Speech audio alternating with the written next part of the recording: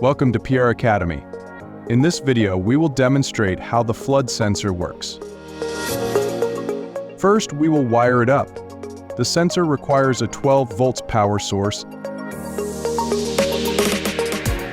and a digital input. In this case, we are using input 1.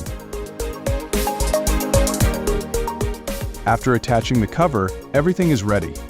Now, we power up the system and open the partner application.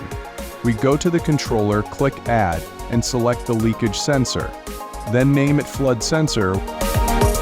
We choose the Academy dashboard, and as you can see, it's connected to pin 1, so we select pin 1.